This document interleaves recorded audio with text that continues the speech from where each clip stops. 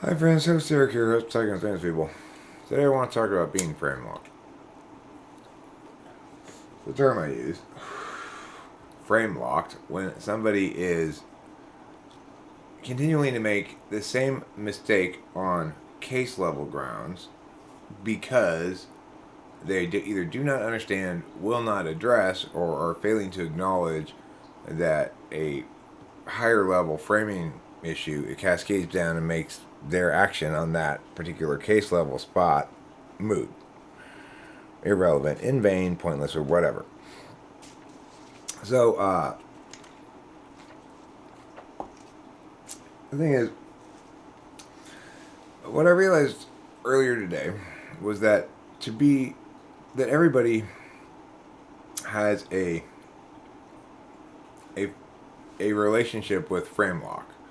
And I'm just as frame locked. I'm on the extreme ends, right? I'm extremely unframe locked and I'm extremely frame locked. So on the metaphysical end, I'm extremely unframe locked, which is to say, I'm never confined to my frame of reference. So whatever you're talking about, let's say we are camping and we're talking about how to get this fire started. I'm always understanding it, thinking about it, engaging with that reality outside of its frame. I'm not really thinking about how we get the fire started. I'm not really thinking about fire in front of me. I'm not really thinking about my hands and these things I'm doing with them. I'm thinking about something else. And if I'm thinking about the fire at all or talking about it, I'm talking about it abstractly as I am now, as an example of something mapping related that's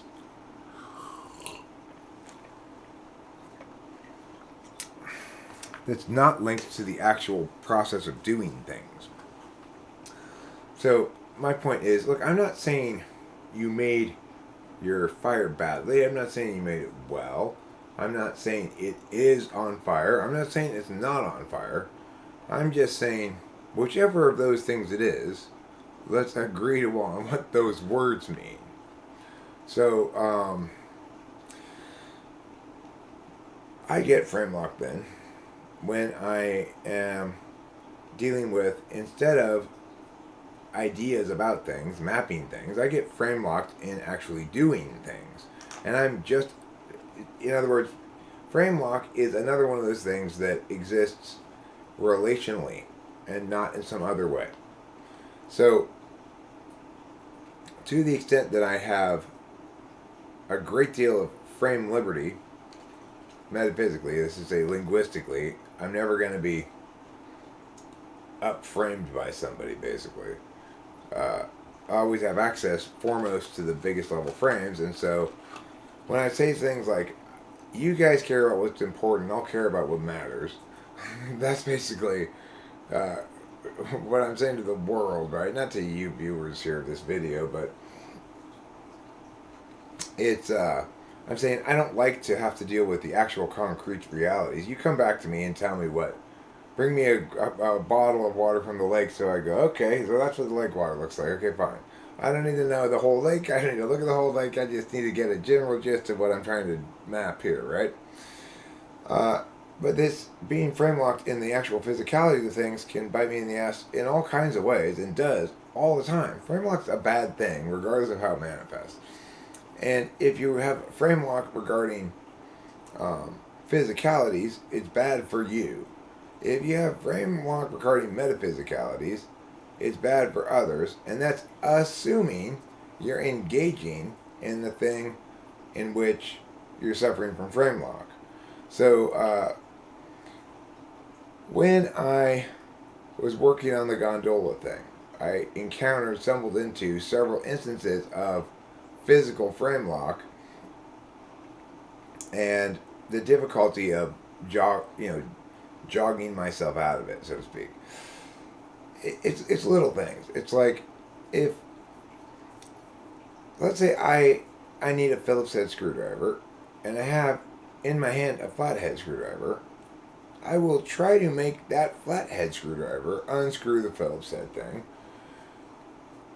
for an unreasonably long amount of time before I tell myself, God damn it, Eric, right tool for the right job. Remember, I'm using my SI workaround of my unconscious TE, basically, to recall that this frustration I'm feeling links to a bad approach that I'm taking to solving this problem.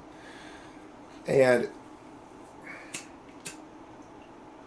when I was making the gondola car, I tried to cut these metal sticks, basically, from these tomato things with my little teeny wire cutters, and I was really struggling. I was like bending, struggling, cutting. Finally, I took out. I was like, Eric, right to the right job. I went into my dad's garage, got the bolt cutters, cut it out, no problem, one snap. So it's like that's me recalling that I have a tendency to get frame locked and continue trying to do things that are in some creative new way involving what's in my hands right now, even though that's idiotic, right? And I see it as well in my art making. You might say, well, isn't art making a matter of metaphysics, not physics, really? Well, no, because the making part of it is the concretization of it. So I have this song that I played in that video. Most everything I put in that video I'm really happy with as far as music goes. They're short little clips. But I additionally played in that video like a full song's worth of, for some reason, this thing here. I'm gonna play just the key little bit that I want to reference here for you now, because I'm gonna talk about how my frame lock and my relationship with this song reveal that, you know, a physicality frame lock, a frame lock that links to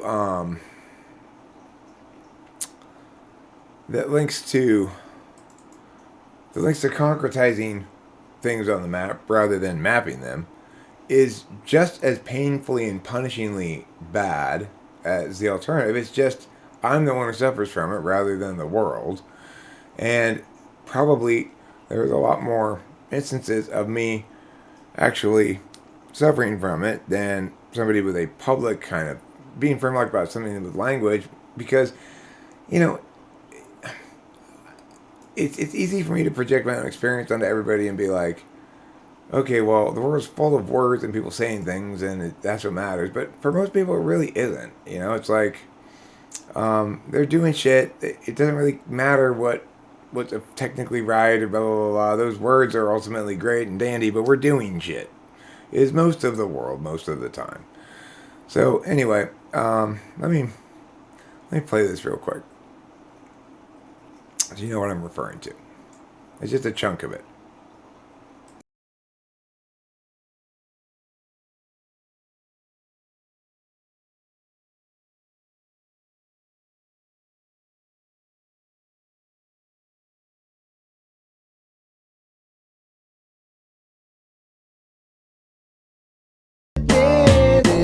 Door under blazing blue and tropic to the undertown with Angeline in tow for a secret unattended door under blazing blue and tropical skies. Angeline is stuck with you, can't stand other guys. They're running till the chase is done. Hide your loot and your tracks. You may have been born a son of a gun, but if you lie low, you might one day make it back. Okay, so as you could hear there, the drums are all a mess, and there's a lot of problems with that thing. But the core of that song, I wrote that or came up with that thing a long time ago. I don't remember exactly when. It's in my pile of trash, okay? It's not a pile of trash. It's a pile of started projects. Some of them are great. Some of them I just forget about. It's just like I've got this huge pile of half-finished, partially done musical ideas and projects and stuff that included that thing. Now, every time I re-encounter it, as I periodically dig through my pile of trash, I go, oh, I really like that. That's hooky. That's super hooky. And but I never could make it come together as any kind of a song. I worked on it in the app Audacity for a long period of time, trying to get it to come together in various forms. And I tried to write the song in Audacity, which is to say, I didn't know what I was going to do with the chorus, and I didn't want to shift modalities, basically, which is really a really strange fact of being physically frame locked. When I'm doing something one way, I don't want to change and do it a different way. And there's no good reason for this. It makes zero sense, right? So it's like I'm currently working on this song in Audacity. I will continue working on it in Audacity for a very long time until I get frustrated. I'll stop working on it entirely because I was unable to work it.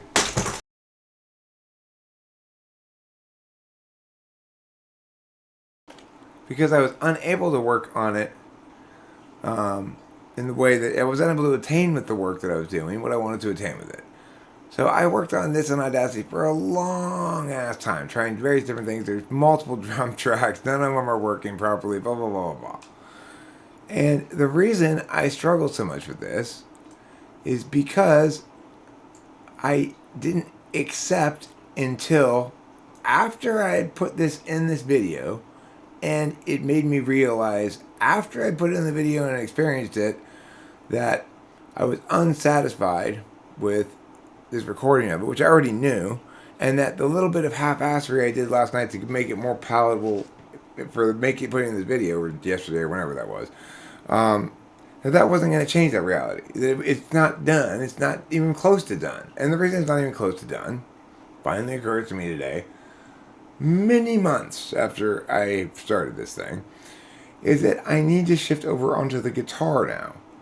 What I have is a good vocal melody hook, and I need to figure out how to play this on the guitar, and then I'll be able to do the songwriting part, which is figuring out the chorus and the bridge and stuff like that, right? And I have no way I'm going to be able to figure that stuff out with this weird, stupid pitch shift trial and error, ultra labor intensive approach that I was trying to take with the chorus in it, which is to take like a copy of some beat's worth of stuff from here and then paste it a bunch of times, then move a bunch of notes around and pitch shift them in Audacity, like the most inefficient way imaginable to do this thing.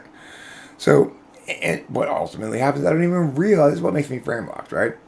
I don't realize myself that the reason I stopped working on this song is because I was frame locked into my physical tool here, and I was unable to step back and say, Eric, you need to, or unable to make myself actually do it, one of the two, you need to write this now. Because I had already mapped it out as this thing, right? And now I didn't want it to be different, so I have to change the mapping. I'm operating as though the map's right. It means I'm never frame locked on the map, but I'm almost always frame locked in reality. And that plays out in things like this, where I just fail to recognize that in order to finish this project, I need to shift the doing part of it. The other thing is,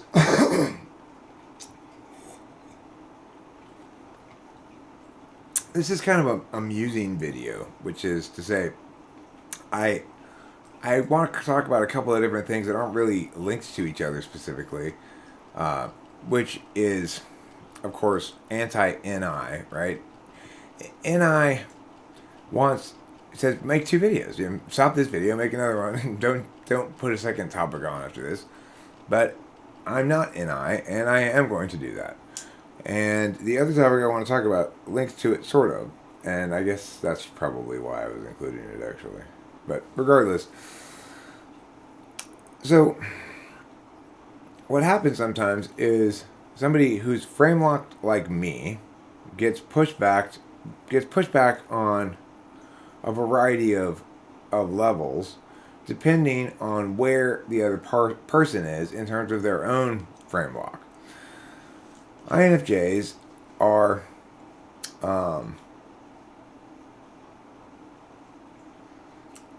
they are just as as physically frame locked as I am, but it's on the subjective level, not the objective level, which is to say it's internal rather than external. I'm frame locked objectively into my tools that I'm using right now, and in other words, I'm not letting I'm not letting other stuff in the world do its job. I'm not letting the reality of what I'm dealing with this song do its job, which is to inform me as to how to make it manifest. If I listen to the song that's trapped, I'm pointing to my guitar by the way, if I listen to the song that's trapped in the ether there, it will tell me how to get it out of the ether in one piece as it's meant to be. But in order to do that, I have to be attending to the concretization, how to manifest what is ideationally something into what is physically actual. And the problem with me is that even my understanding of what it is that I'm pulling out of the ether is never clear until after I've pulled it out. So that makes it very difficult for me to manage this concretization thing, right? So I encounter people's pushback about my own what you might pathologize as executive function disorders, but that's not. I mean, that's just pure tacky pathologizing bullshit. But regardless, from people who are accustomed to taking action under a specific but well understood frame, then what you get is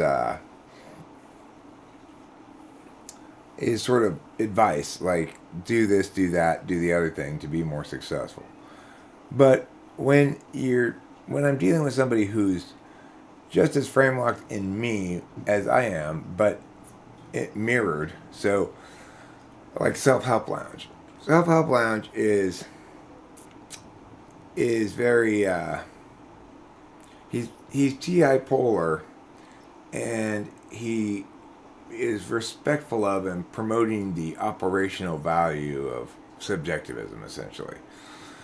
That, in fact, boxes and labels and language can't be used to limit the identity of some other person.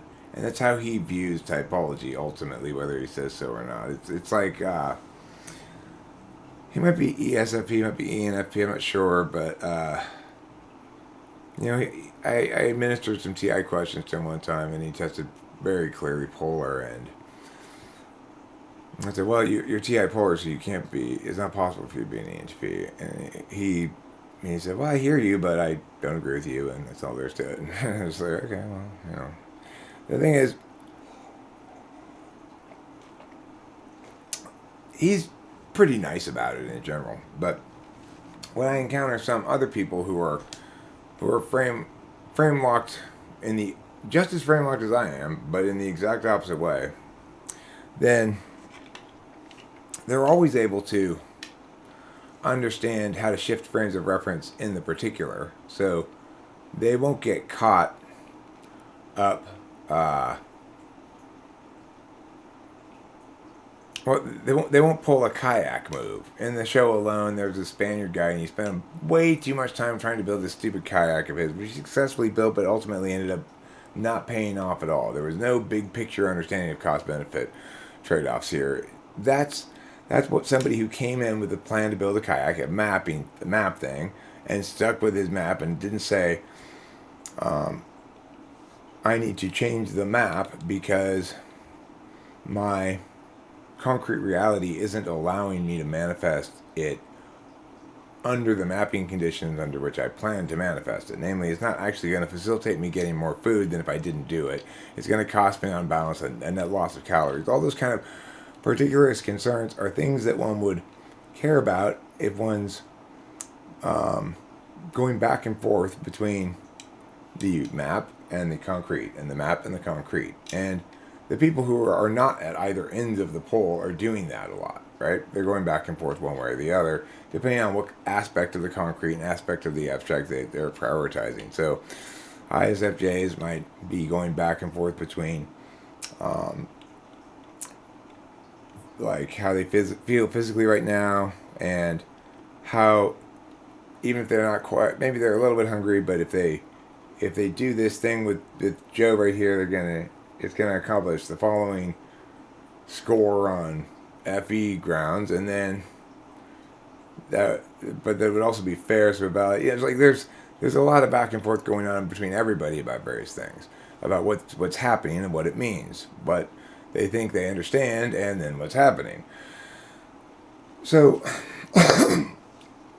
when it comes to somebody who's frame locked on that end, the opposite of me, but just as committed to one kind of frame lock, in other words, then what that translates into in dealing with me is a transference of their operational values onto me, so that what they get upset about most of all, when people who have the opposite frame lock, or are, even if they're somewhere more towards the middle, right, it still might have this basic problem, is that they make it about me. And because all the maps I'm doing are not about me, but they include me, right? So all the maps I'm making here about cognitive functions they apply to me, and they aren't about me. And the fact that I'm making them doesn't matter. The fact that it's me, right? This is again a matter of importance versus what matters. Okay, so when one of these metaphysically, I'm physically frame locked, they're metaphysically frame locked. One of these metaphysically frame locked people comes and encounters my work, and I say things with a great deal of certitude, just like, matter of fact, this is how it is, blah, blah, blah, blah, blah. Invariably, what that leads them to do is say, hey, everybody's drawing their own maps, and all maps are equal because they're part of your experience. They're not communicative matters, not really. Of course, they exactly are communicative matters, and they're completely wrong about that, but that's not the point here. The point is that they know, though, that they can't engage, or this is sort of instinct, I don't think it's intentional or anything, but they essentially don't really try to engage what I'm saying on its merits. Instead, they go to their quickest heuristic for TI stuff. If they're super particularist in their frame lock, then they're not going to be very apt at TI kinds of parsing. And so they say, well, here's a general kind of heuristic question one can ask that's useful. What makes you think you're so right and everybody else is so wrong? It's a perfectly reasonable question to ask, right? It's like, it's if all you got to see was somebody's confidence and hear their tone, and the only meaningful information you're gleaning from anything that I'm saying is that I'm unusually confident about it, and I'm making unusually large claims about the accuracy of what I'm saying and the importance of it. And so if you're coming into this with that kind of approach to what's being said, namely that I'm going to determine the legitimacy of the map based on, instead of any kind of mapping skills, which it's like, if you're maximally frame locked metaphysically, you get maximal mapping skills, but minimal execution. Frame adaptability. Okay, so I have maximum ability to map things, understand on the most frame adaptability in that. Okay, which is, say, I can shift levels of zoom, and therefore levels of rules that cascade in various ways without any limitation. But in order to trade that off, I've got very, very weak ability to shift framing levels when I'm actually in the middle of doing something. So they're the opposite way around, and it means that they find, like, when they're engaging with frames in a way that requires adaptability, they shift into heuristics as the top level frame that they can use, essentially, which is, okay, you're making a bunch of grandiose claims, you're saying that you're important. Okay, this is all about you, Eric. You've got you're very self-inflated in your self-perception, blah, blah, blah, blah, blah, blah, blah. A bunch of things they're going to say about me because, of course, when I answer any of those kind of questions as to why would you be so right and everybody else be wrong, or blah, blah, blah, blah, I am required to explain why. I mean, there's no way for me to answer those questions without answering those questions. The thing is, I'm not ever the one who's thinking about how I'm exclusively right, blah, blah, blah, blah. I'm actually thinking about why things I'm saying are correct, and not about their linkage to me, which is, of course, irrelevant and doesn't matter. It's important to people who care about things that are important. And since people who have the opposite framelock as I do care about things that are important but don't get what matters, they assume I must be caring about what's important too. And that if I'm going to say a grandiose statement like, I'm correct, to the exclusion of everybody who disagrees with me, then that's all they need to hear. They don't need to hear the next part, which says, now note, it doesn't matter that I'm correct. Could be anybody else. The point is, there's one correct explanation to the exclusion of the others, and that's how it always is with theories and stuff. Just works out that way. It's not like when things need to be explained, they can be explained in different conflicting ways and have those different conflicting explanations be satisfying explanations against any metric that anybody can even theoretically establish. Because, of course, what I just described is an impossibility. So, the fact is, there is a correct theory of cognitive functions. It does accurately explain things, and it does, unfortunately, say some things about you, perhaps that you don't want to hear. It tells me that I'm incredibly, stupidly, unbelievably dumbly frame-locked in the physical world all the time. Time and time and time and time and time and time again, I find myself persisting in some stupid approach I'm taking, way beyond any reasonable person's length of time they direct without realizing I need to change the way I'm doing this. At the same time, I've got other people out there in the world who find this correct parsing of things, the fact that my words are accurately pointing out that they're just as frame-locked as me in the opposite direction, deeply offensive because they're just as frame-locked as I am in the opposite direction. Meanwhile, I'm going to find it incredibly annoying that they don't accept the preeminence of what I'm saying, given that what I'm saying is I'm presenting it to engage with others on its merits, as though it were not linked to me at all. Because even though it's super important that I get rewarded or something, or credit or whatever, it doesn't matter to me, even though it should. It's like, it doesn't matter, because if it did matter to me, then I wouldn't understand what matters. And I'd be concerned about something important. So, I guess the takeaway here is, for individuals who are really wanting to push back against clarity and correctness in cognitive functions, you may be doing that for a variety of reasons. One, it may just be like a certain amount of egalitarian outrage. Like, how dare this guy think he's so special, kind of. Which I get, I feel that thing too. Or this guy needs to be taken down a notch. I also am a believer in taking people down a notch when they deserve it, and in a lot of ways I definitely do deserve it, because I tend to be not just because only a portion of what I'm doing is dry intellectual work.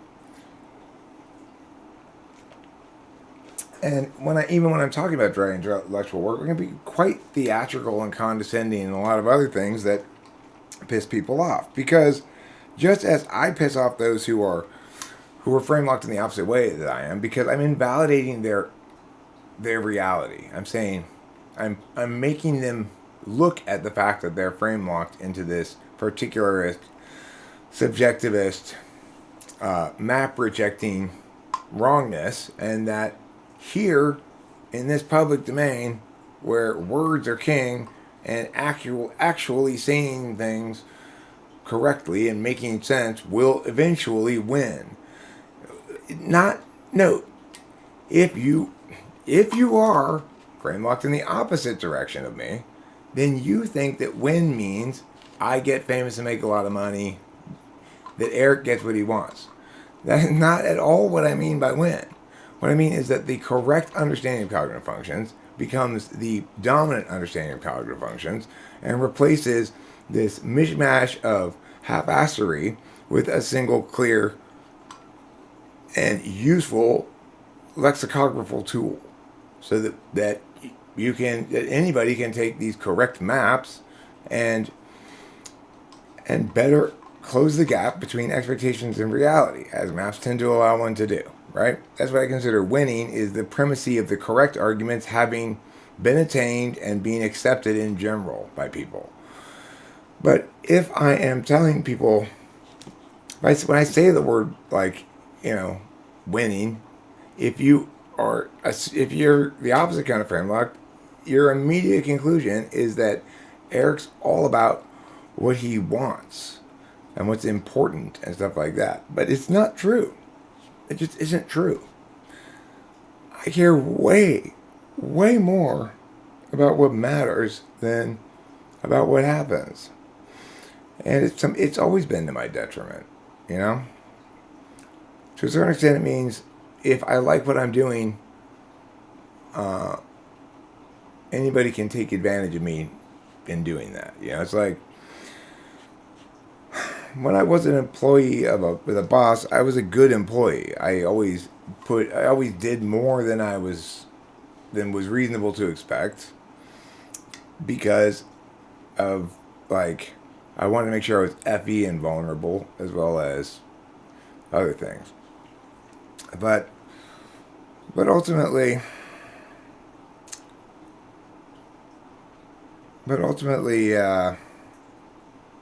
I'm not an interfacer. I like to have my time to decide things, and that means limiting the scope of the system that I'm interfacing with, or limiting the frequency and or occasion, like determining the occasion in which I engage it. So if I'm talking to one other person, it's very easy for me to operate at that speed, right? My TI can process everything, my NE can anticipate everything, because I've only got one other line of argumentation coming at me at one time.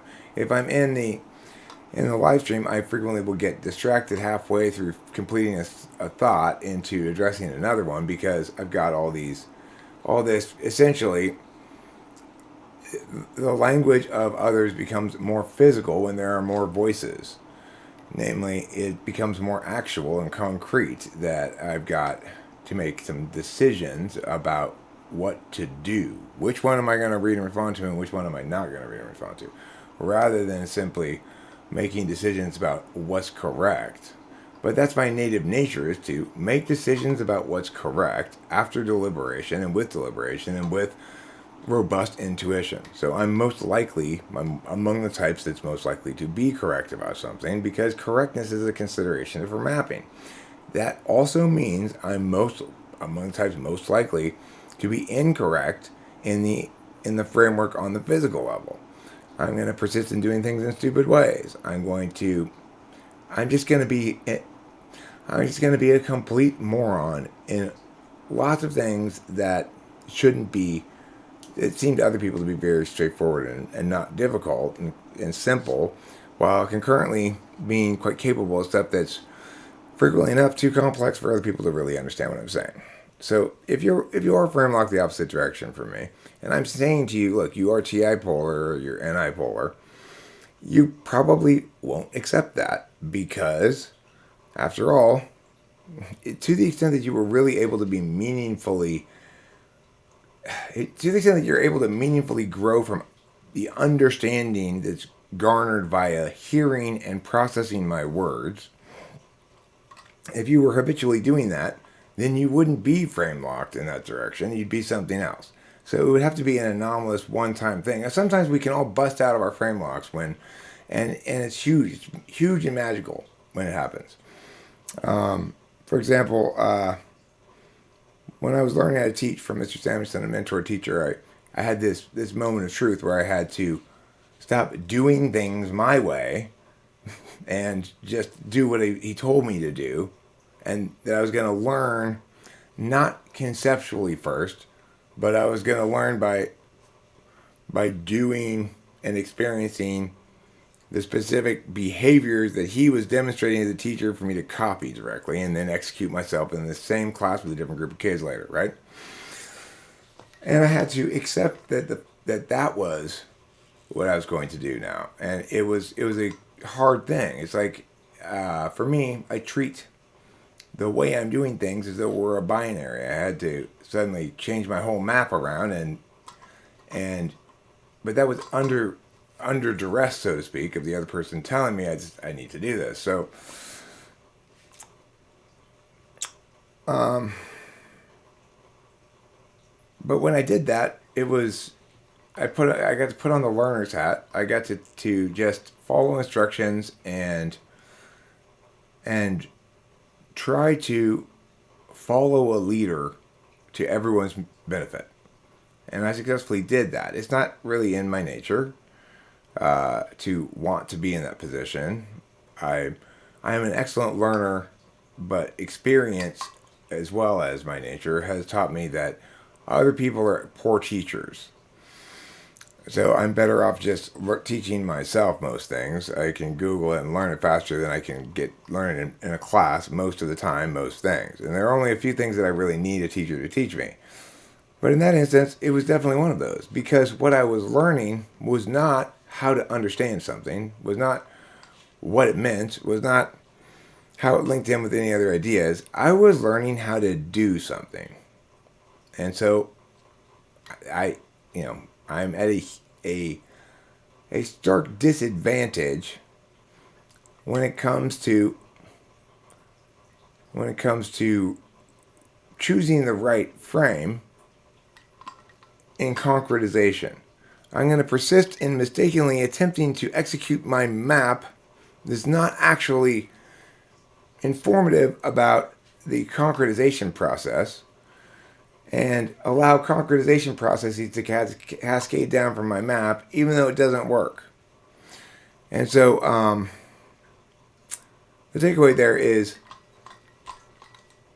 I was able in that instance to escape my own physical frame lock, and I was hugely magically benefited from it. It made me update my mapping on Framelock, for one thing, among other things, right? Although I didn't call it that at the time. So I would suggest that for those of you who are really ultimately opposed to Eric, because you're opposed to successfully typing people, you don't want people to be able to be reduced to any kind of label. And, you've got good reason to be skeptical of labels. People have never been able to successfully use labels to reduce people in that fashion in the past. They've always been reductive and assaultive. And the thing is, some of the language in using typology to reduce people to labels, and that's what we're doing, and it's okay. Some of the language is going to feel assaultive, and that's because our failure to correctly articulate the different attentional configurations heretofore has created a society in which any of the attentional configural biases can be projected and normalized as a universal good by people who are effective at communicating their bias to the world. And a lot of those biases have been internalized by a lot of different people, even though there are a mishmash of contradictory values that aren't, and of which there's no until this cognitive function thing that as being described around here, until now there was no explanation of, nor even means to to taxonomy, this conflicting web of values that insisted both that silence was golden and the squeaky wheel gets the grease, that insisted both that be prepared and to don't change horses in midstream, and also that hesitation kills and you got to pull the trigger when you got to strike when the iron's hot, and all these various other kind of aphorisms that represent values that often run in direct contradiction to each other, but we've internalized multiple of them so that we hold ourselves to these set of double bound standards that you have to be excellent at being everything, even though it's impossible to be anything without being bad at its other pole when we're talking about cognitive functions. That's not true in all things in the world, but okay. Let me pull this bottom rip and then I'm going to wrap this up. You know, you can probably just stop the video right now because I'm probably not going to say anything after pull the wrong rip except goodbye.